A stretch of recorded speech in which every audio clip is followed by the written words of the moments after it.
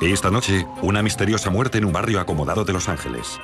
Alguien le disparó a quemarropa en el pecho mientras dormía. No puso resistencia, fue un asesinato por sorpresa.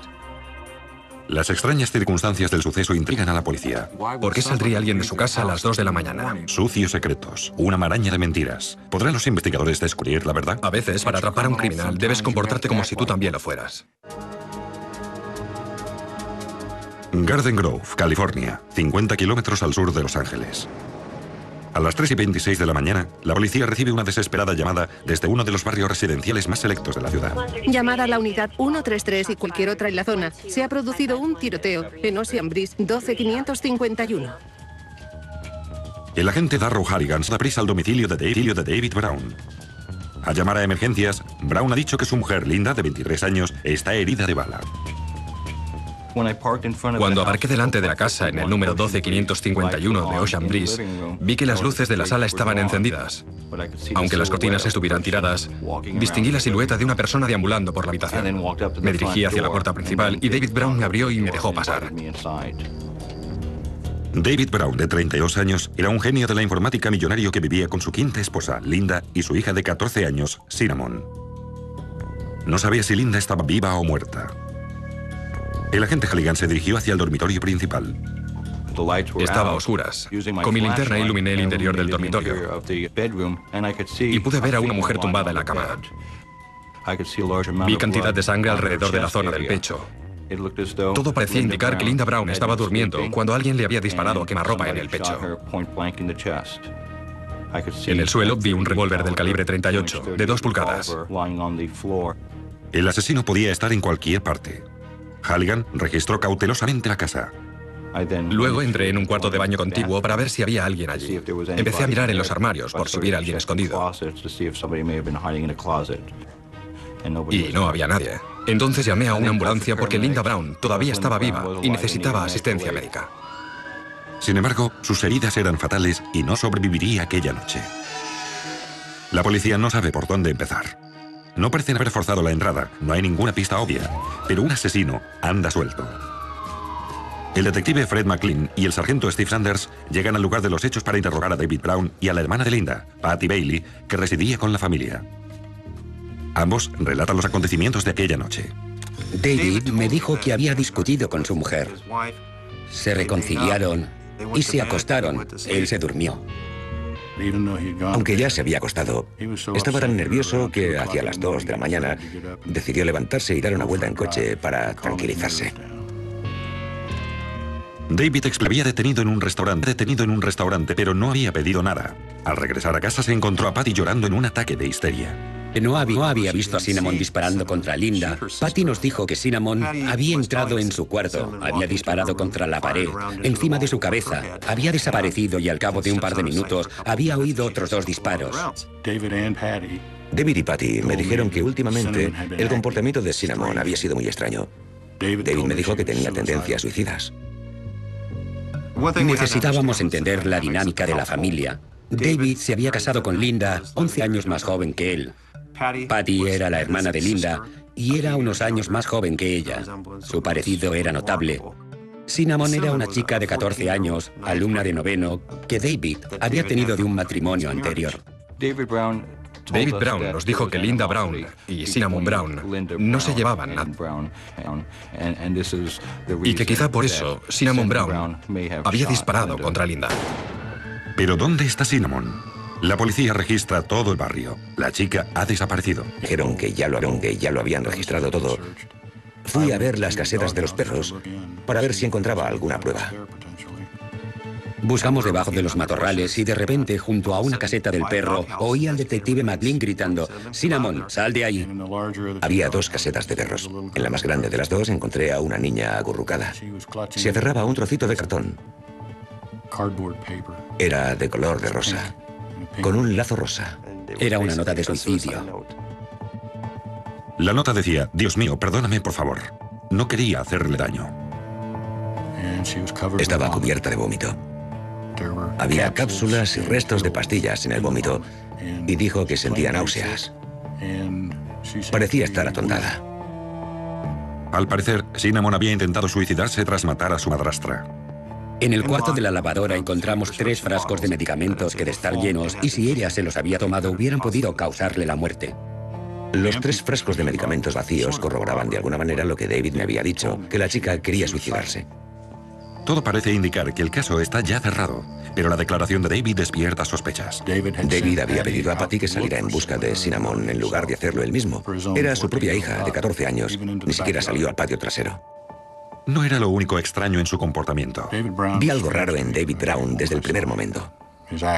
Me costaba creer que un marido que afirmaba estar tan enamorado de su mujer no entrara en el dormitorio para ver si estaba herida, estaba viva o muerta. Me pareció sumamente raro. Los detectives detienen a Cinnamon y se la llevan a comisaría para interrogarla. Le pregunté, ¿sabes por qué estás aquí? Y ella contestó, sí. Le pregunté, ¿por qué estás aquí ahora? Porque he hecho daño a Linda, fueron sus palabras. Y yo le dije, ¿qué quieres decir con eso de que le has hecho daño a Linda? Le he disparado, contestó. De repente, Cinnamon pierde el conocimiento y debe ser ingresada en el hospital.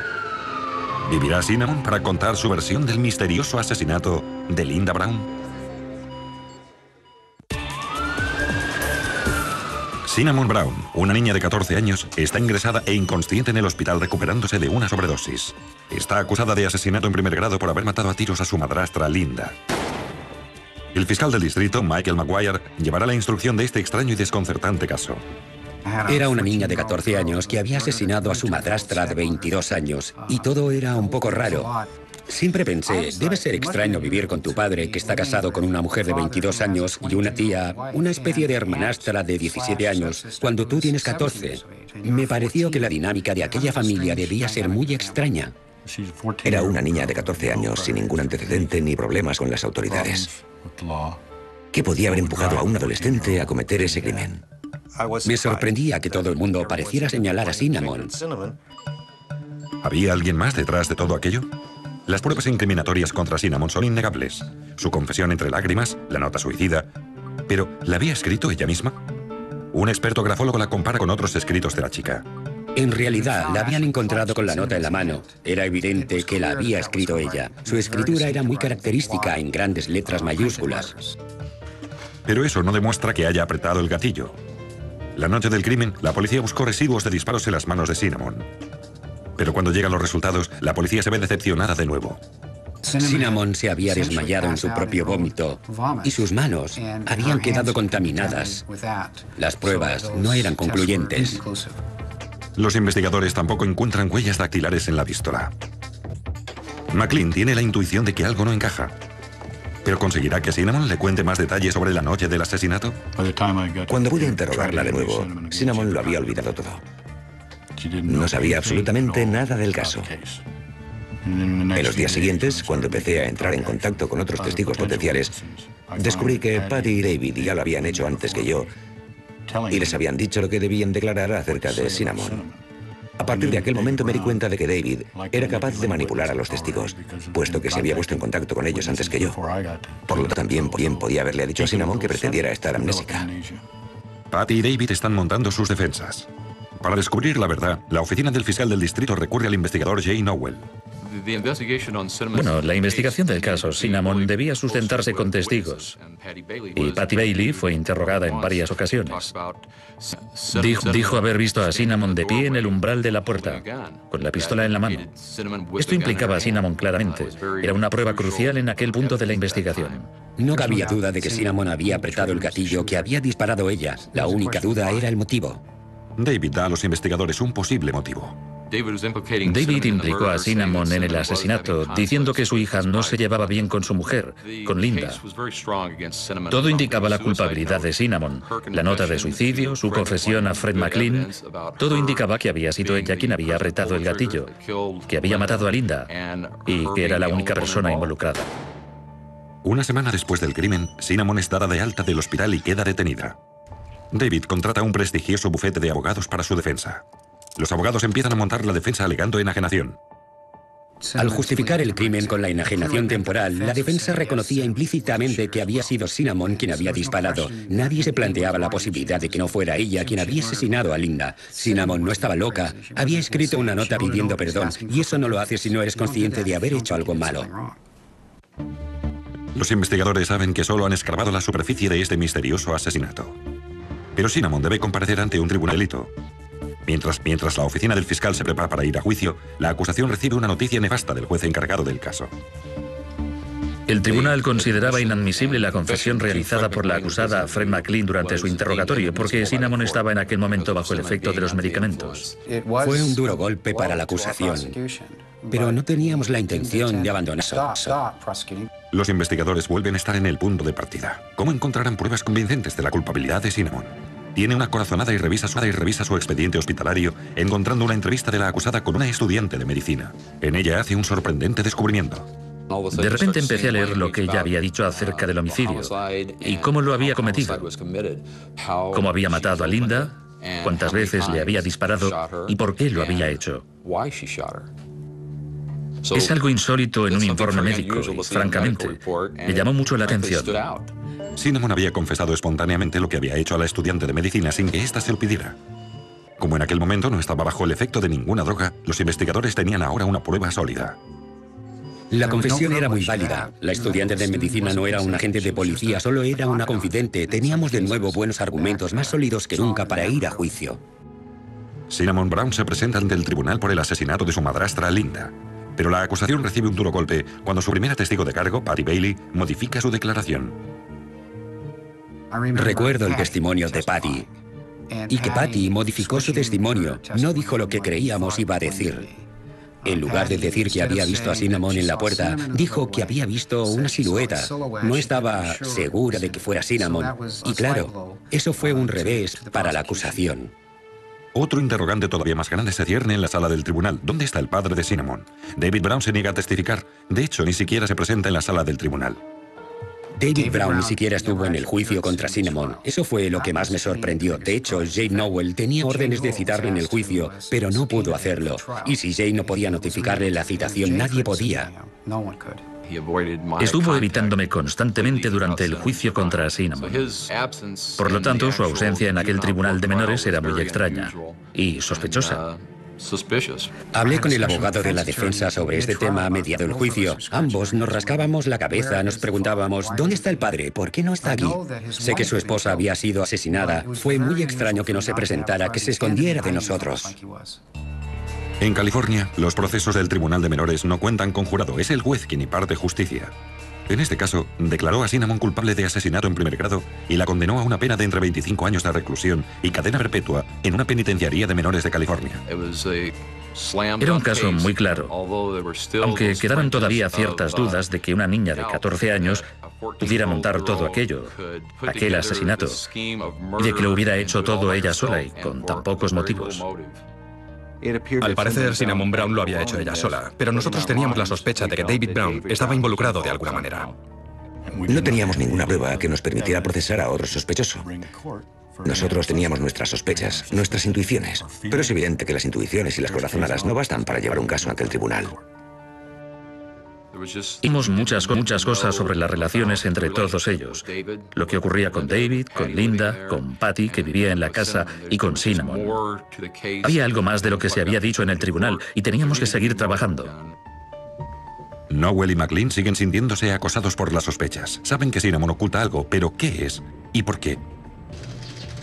Cinnamon era la clave de todo ese caso. Necesitábamos que Cinnamon nos dijera qué había sucedido realmente aquella noche, porque nosotros no lo sabíamos.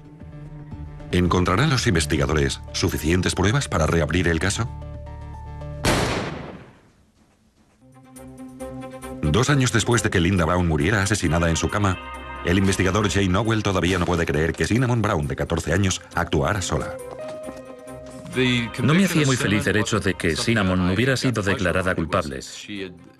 Por supuesto, había cometido un crimen y nosotros lo habíamos investigado lo mejor que pudimos, pero parecían haber quedado muchos cabos sueltos. Nowell se obsesiona con este caso. En su tiempo libre empieza a seguir a David Brown. Estuve investigando a David y su estilo de vida había cambiado enormemente. Se había mudado a una casa más grande en Orange, mucho más lujosa que la anterior de Garden Grove.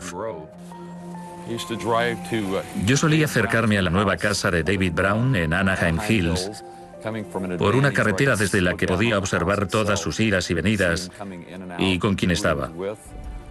Su comportamiento parecía un poco extraño, extravagante para alguien que había perdido a su esposa.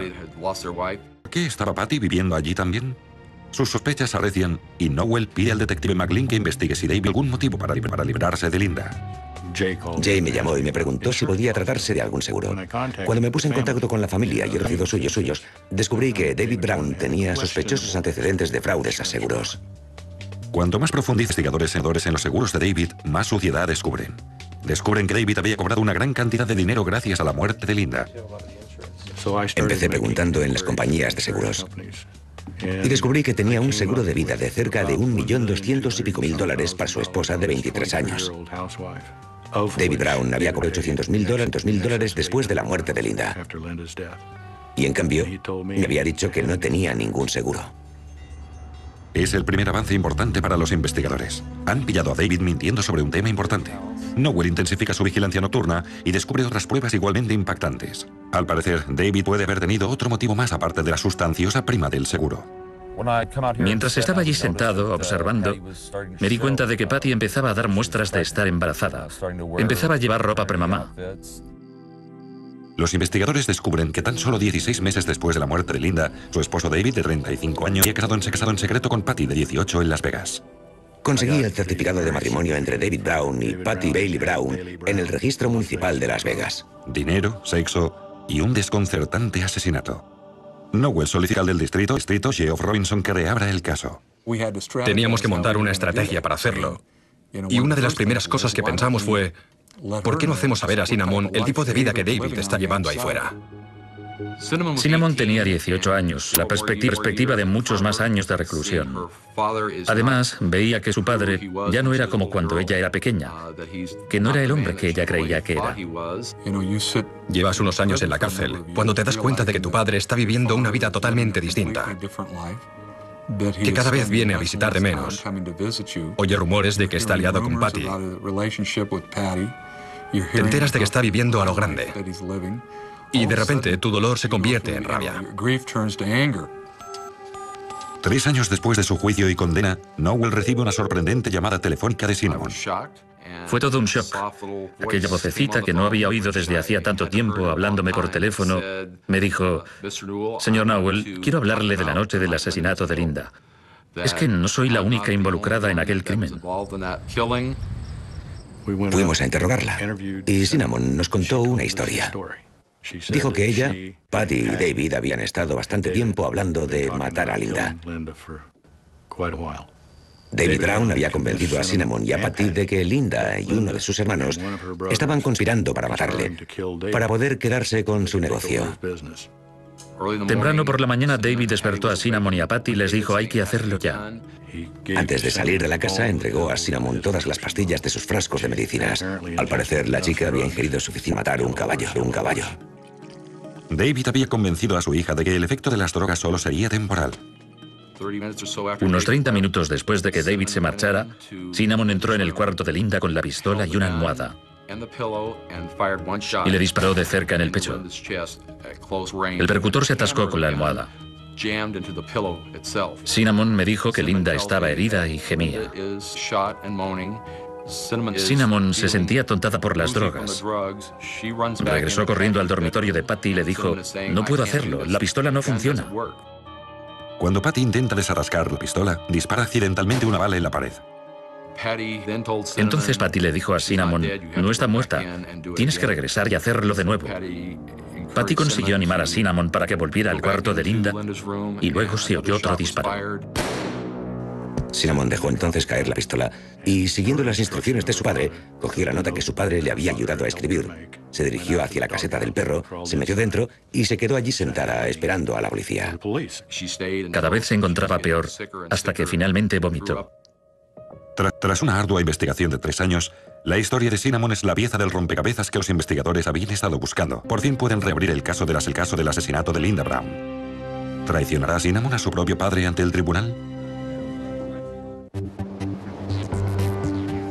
3 años después de haber sido declarada culpable, Cinnamon implica en el asesinato de Linda Brown. El fiscal del distrito, Jeff Robinson, cree que David orquestó el asesinato y que Patty le ayudó a llevarlo a cabo. Por fin, el caso está oficialmente abierto de nuevo. Necesitábamos declaraciones de David y de Patty Bailey que corroboraran lo que Cinnamon nos había contado. La fiscalía monta entonces una orden encubierta. Convencen a Cinnamon de llevar un micrófono oculto cuando se encuentre con su padre. Ella tenía que ponerle contra la pared y decirle: oye, todavía me quedan muchos años aquí dentro. Hasta que tenga 25, tenemos que decir la verdad. Dijiste que no querías que Patty y yo tuviéramos que hacerlo. Sí, no quería. Pero me hiciste escribir aquella nota, ¿no? ¿Por qué? Tampoco me acuerdo de eso. Si lo hiciste, es porque me querías tanto como yo te quiero. David intentó por todos los medios, especialmente al principio, convencer a Cinnamon de que estaba loca, de que no sabía de qué él estaba hablando, de que nunca habían planeado nada, de que nunca había sabido nada de todo aquello antes del crimen.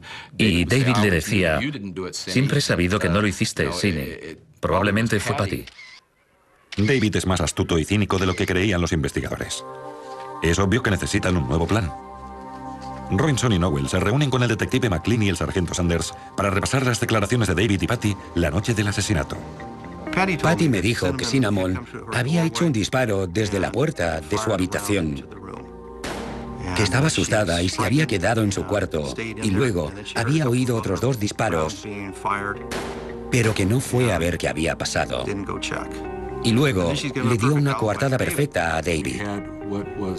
La coartada era un montaje para situarle fuera de su propia casa a las 2 de la mañana. Era un burdo y casi ingenuo intento por parte de David para eludir cualquier culpabilidad, que finalmente se volvió en su contra, puesto que ¿por qué se marcharía alguien de su casa a las 2 de la mañana por otro motivo que no fuera montarse una coartada? El siguiente paso crucial en la investigación es involucrar a Patty en su operación encubierta. Necesitábamos una conexión más, por lo menos, en presencia de Patty, para sacarle alguna confirmación. Y todavía mejor, más confirmaciones por parte de David en un segundo encuentro. Cinnamon organiza otro encuentro con David. Esta vez insiste en que Patty también esté presente. Los investigadores preparan previamente a Cinnamon, indicándole las cuestiones específicas que debe plantear. ¿Por qué había sucedido aquello? ¿Quién lo había hecho? ¿Por qué habían tenido que hacerlo? En otras palabras, conseguir que Cinnamon llegara al punto de preguntarle a David: papá, ¿por qué tuvimos que hacerlo? Es que Alan y Linda querían matarme. Ya sabéis que Linda abusa de las drogas. No, yo no sabía que tomara drogas. David dijo ciertas cosas, como por ejemplo que Linda era drogadicta y que tenía conexiones con el mundo de la droga y con la mafia, y que intentaban apoderarse de su negocio. O sea que Linda estaba metida en la mafia. Parece ser que sí, tanto ella como Alan lo estaban. Les habían ordenado que me mataran. Linda iba a heredar todo mi negocio. La mafia quería apoderarse de mi negocio. Patty, ¿cuál fue el motivo para hacer lo que hicimos? Es que los dos querían matarle y tú no querías que muriera. También dijo: Patty y tú teníais que protegerme, especialmente tú, Cinnamon. Soy tu padre, y estaban a punto de matarme. O sea que todo aquello fue por eso. ¿Ese fue el verdadero motivo? Ese fue el verdadero motivo. Lo que más me impresionó fue lo atroz de su comportamiento como padre, que fuera capaz de culpar y manipular así a su propia hija. La fiscalía se apresura a inculpar a David y Patty de conspiración para cometer el asesinato en primer grado de Linda Brown. La policía se dirige a casa de David. Le dijeron que estaba detenido por el asesinato de Linda Brown. A juzgar por su comportamiento, fue casi como si se lo esperara. Pero sin ninguna prueba forense que le relacione con el crimen, los investigadores temen que David pueda eludir su procesamiento. ¿Podrán encontrar una estrategia para pillarle? Durante nuestra entrevista estaba muy relajado, bebiendo su vaso de agua Perrier, muy educado. Le enseñé unas fotos tomadas en secreto de su entrevista con Cinnamon en el correccional de menores. Quiero enseñarle unas fotos tomadas durante su conversación con su hija Cinnamon Brown en la escuela Aventura. No tan solo tenemos esas fotos, sino que también tenemos grabaciones de lo que se dijo en esa conversación y hemos sacado una transcripción de las grabaciones. Una imagen vale más que 1000 palabras. Y es evidente que David Brown se puso nervioso al ver aquellas fotos. David se dio cuenta de que le habíamos montado una trampa y que estaba atrapado. Empecé a interrogarle. De hecho, como si tuviera la intención de darle una salida, le dije, David, después de hablar con usted durante casi 3 horas, ya sé que no apretó el gatillo, pero creo que sabe quién lo hizo. Fue entonces cuando David implicó a Patty y dijo, ¿sabe qué? Pues creo que en realidad fue Patty quien apretó el gatillo. En los últimos meses, antes de aquel incidente, ella no hacía más que hablar de la necesidad de protegerme, que no había más remedio. Era demasiado importante para ella. Me quería demasiado y yo la quería demasiado a ella. Estaba decidida a evitar que alguien me hiciera daño. Patty estuvo detrás de todo aquello, no cabe duda. Patty lo orquestó todo. Cuando empezamos a apretarle las tuercas, David trasladó rápidamente las culpas de Cinnamon a Patty. Y empezó a decirnos que tenía mucho miedo de Patty. Vivía aterrorizado en su propia casa por culpa de aquella bruja, y que ahora creía que Patty había organizado y cometido ese asesinato. Temo por mi vida. Solo quiero saber hasta qué punto estaré protegido. ¿Vale? ¿Protegido de quién? De Patty. ¿Por qué necesita protegerse de Patty? Porque me da mucho miedo. Por eso no la he echado nunca de casa, porque estoy mortalmente asustado de esa chica. Muy bien. ¿Lo ve como no era tan difícil? Ahora, quizá pueda contestarme a esa pregunta. ¿Quién cree que mató a Linda? No me cabe la menor duda de que fue Patty. En aquella entrevista, lo único que preocupaba a David era protegerse, inculpar otra vez del crimen a otra persona. Al parecer, David creía estar liberándose de nuevo de las garras de la ley. Pero nadie se cree su historia. Los investigadores no se dejan engañar por su manipulación. En el juicio le atacan con todo lo que tienen. En un giro sorprendente, la acusación descubre que David está montando otra trama asesina. David Brown y Patty Bailey Brown han sido inculpados de asesinato. ¿Pero podrán los investigadores convencer a Patty para que testifique contra su nuevo marido?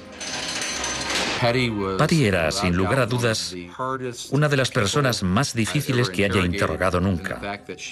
De hecho, parecía tener la capacidad de resistencia de una criminal empedernida. Yo creía que se derrumbaría cuando le dije, bueno, David te ha implicado, ha dicho que tú apretaste el gatillo. ¿Qué opinas de eso? Pero ella me miró impertérrita y dijo, bueno, verá, no sé por qué ha dicho algo semejante, no sé nada de eso. Por desgracia, los investigadores y policías tenemos a veces que recurrir a unas tácticas muy dudosas. A veces, para atrapar a un criminal, tienes que comportarte como si tú también lo fueras. El equipo de la acusación hace escuchar a Patty las grabaciones secretas y el interrogatorio de David grabado la noche de su detención. ¿Quién cree que mató a Linda? No me cabe la menor duda de que fue Patty. Con alguien como Patty, teníamos que hacerle saber que aquel tipo la había denunciado, que estaba dispuesto a acusarla del crimen. Cuando Patty oye a David implicándola en el asesinato, cambia de repente su historia. Corrobora la versión de los acontecimientos dada por Cinnamon. Patty acepta ser testigo de cargo. Es una enorme victoria para los investigadores. Sus arduos esfuerzos han dado sus frutos. Pero mientras David Brown espera su juicio, los detectives descubren algo casi tan impactante como el propio crimen. Un confidente de la cárcel se había puesto en contacto con las autoridades para decirles que había oído ciertas conversaciones entre David Brown y Richard Steinhardt. Steinhardt es un recluso con el que David había intimado en la cárcel. David Brown había contratado a Richard Steinhardt para matarme a mí y al investigador Nowell, creyendo que así tendría más probabilidades de que le declararan inocente en el juicio. La conspiración asesina no pretende eliminar tan solo al fiscal Robbie detective Nowell, sino también a la propia esposa de David, Patty, la principal testigo de cargo de la acusación. Aunque sus vidas estén en juego, los investigadores consideran que tienen ahí una oportunidad para mostrar a los miembros del jurado un atisbo de la despiadada mentalidad de David Brown. Cuando me enteré de los planes que David había tramado con Richard Steinhardt para asesinarnos a Geoff Robinson y a mí mismo, pensé que aquello podía servirnos en el juicio para demostrar hasta qué punto llegaba a ser manipulador. Pero los investigadores necesitan pruebas del asesinato por encargo tramado, por lo tanto deciden montarle una trampa. Decidimos pedir la colaboración de Richard Steinhardt. Como era bastante inteligente, optó por trabajar para nosotros.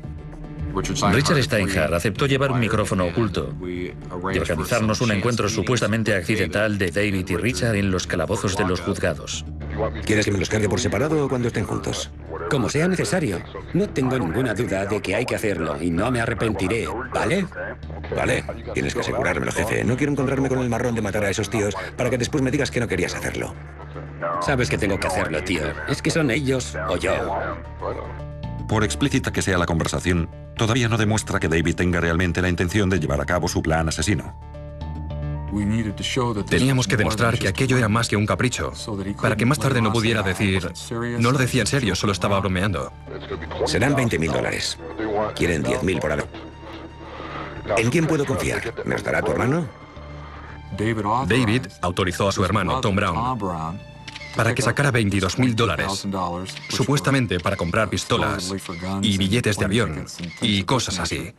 Luego estableció el día y el momento en que debían cometerse los asesinatos.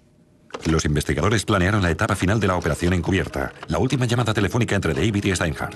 ¿Conseguirá su confidente engañar a David? Richard Steinhardt tuvo una actuación muy brillante, como un verdadero actor, cuando le dijo por teléfono casi jadeante, ya está hecho, me los he cargado a los dos. A Robinson le he descerrajado un tiro en la cabeza. Nos los hemos cargado los dos, tío. Eres fantástico. Todo ha ido sobre ruedas.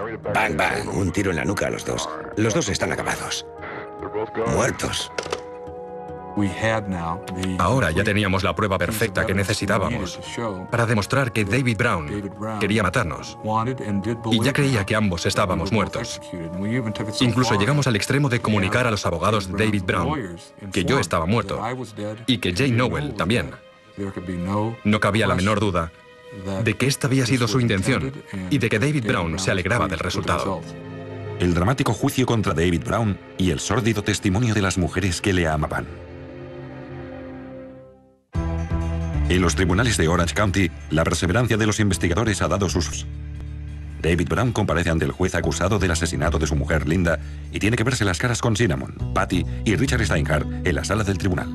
Es evidente que los testimonios de Cinnamon y Patty fueron los momentos culminantes del juicio. Fueron los entresijos de un crimen relatados por unas mujeres que habían amado profundamente a David Brown y ahora se daba cuenta que se había servido de ellas.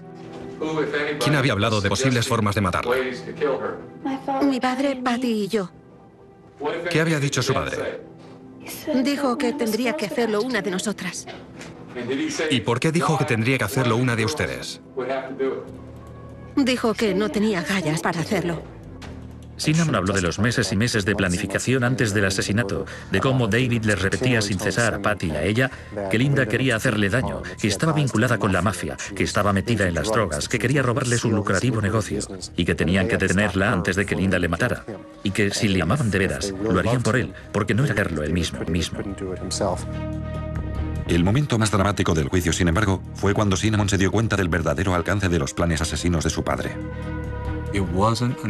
Hasta que no estuvo testificando en el estrado, durante la contrainterrogación, no se dio cuenta por primera vez de que su padre había planeado su muerte.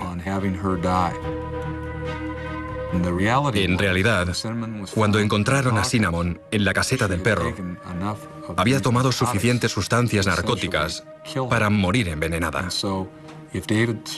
Por lo tanto, si el plan de David hubiera funcionado a la perfección, tendría una esposa muerta, $1 millón, una nueva esposa y una sospechosa a quien acusar del asesinato, pero que además también estaría muerta. Lo único que estropeó este plan fue que Cinnamon no toleró las drogas ingeridas. Las vomitó, salvando así la vida. El testimonio de Patty es igualmente espeluznante y la sala del tribunal se queda atónita cuando revela el verdadero carácter de su relación con David. Patty, antes de que se fuera a vivir con David y Linda, ¿había tenido algún contacto físico con David Brown? Sí, ¿Qué edad tenía entonces? 11 años. ¿Qué sucedió entre usted y David? Hubo tocamientos, caricias y al cabo de un tiempo hubo sexo oral. Patty, cuando se fue a vivir con David y Linda, ¿siguió manteniendo relaciones íntimas con David Brown? Sí, fue sobre todo sexo oral, hasta que cumplí los 15 años. A partir de entonces empezaron a ser coitos.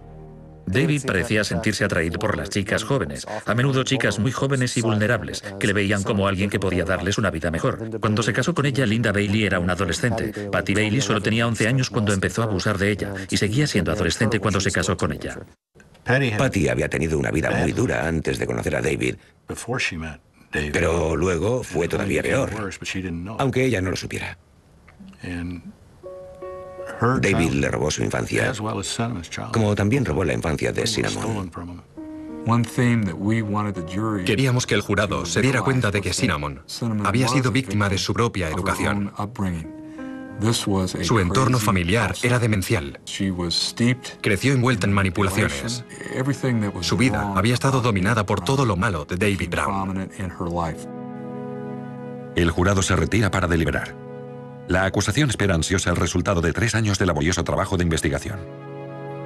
El jurado declara a David Brown culpable de asesinato en primer grado y conspiración. Al pronunciar la sentencia, la descripción que hace el juez del carácter de David Brown traza su propia y dramática conclusión. Es usted una persona terrorífica. Haber sido capaz de obligar a su propia hija a matar a su mujer, de conseguir que su cuñada contribuyera a ese asesinato. Comparado con usted, Charlie Manson, parece un monaguillo. David Brown fue condenado a cadena perpetua sin posibilidad de libertad condicional. 20 años después del brutal asesinato de Linda Brown, los investigadores no pueden olvidar este caso. No se me ocurre un abuso peor que incitar a una niña a cometer un asesinato. Un asesinato a sangre fría, por dinero. En todo caso, David Brown era coherente. Era un cobarde, era un manipulador, y siguió siéndolo desde el principio hasta el fin. En la actualidad, David Brown sigue encarcelado en la prisión estatal de Corcoran, junto con Charles Manson y Sirhan Sirhan. Patty Bailey fue procesada y declarada culpable por un tribunal de menores. Permaneció recluida hasta los 25 años. Cinnamon Brown salió en libertad a los 21 años. Está ahora casada, tiene hijos y disfruta de su vida en libertad.